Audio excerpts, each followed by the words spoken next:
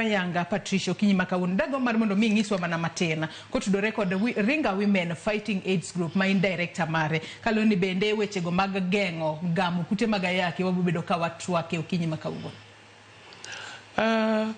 Ringa Women no chake higa mar 2006 ahinya watie dalano mar Homa Bay gi Migori. Ofiswa ni Homa Bay, ofiswa maduong' e gweng' Ringa ema wagole nyingwa ni Ringa Women. To gimomiyo ne wachako Ringa Women ne en wach mar rango ni ratich mine modak gi kute mag ayaki nyaka ng'i kendo nyaka riti kaluwore gik mopogore opogore mane timore. Mar ariyo mwasebedo kwa neno sani en weche mag nyithindo manyiri mosebedo ka yudo ich machon. Wasebedo ka watimo mano ahinya e gwengego mag Mbewa gi Ringa kanyo kaluwore ni nyithindo matindo mako ich chon to ok giyud support mar anyuola, ok giyud support mar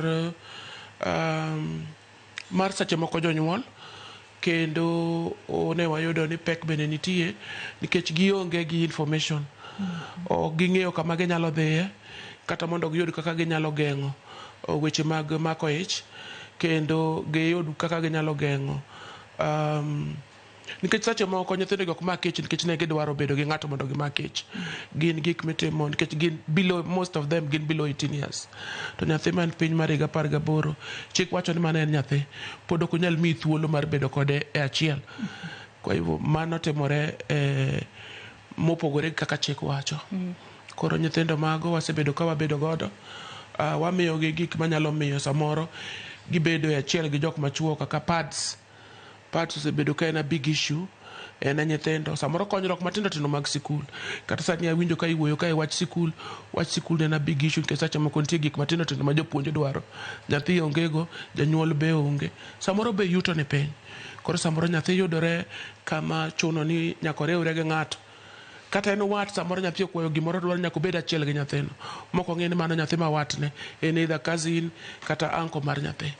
Koro mano osebedo ka e weche moko ma wasebedo ka wang'e ahinya. Bende puonjo jogo manigi kute mag ayaki mondo ti gi yedhegi maber, nikech kitiyo gi yath maber mano nyiso ni ok inyal miyo jaherani tuo. Kimuonyo yath ma ibedo undetectable ni kute mag ayaki onindo, ng'amihero ok inyal miyo tuo. To bende nyithindo minyuolo thuolo nitie ni ok bi yudo infection kwa kuom minegi. Aya mane momiyo wakili e studio